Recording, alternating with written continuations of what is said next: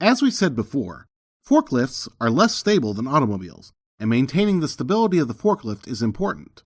This can be tricky because the forklift's center of gravity will shift during use. The stability triangle is used to illustrate this concept.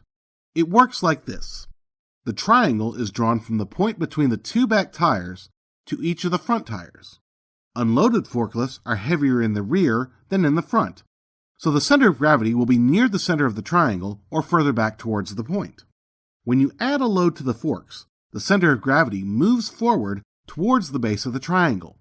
When you lift the load, the center of gravity shifts even further forward, as will tilting the load forward, extending the forks, and hitting the brakes.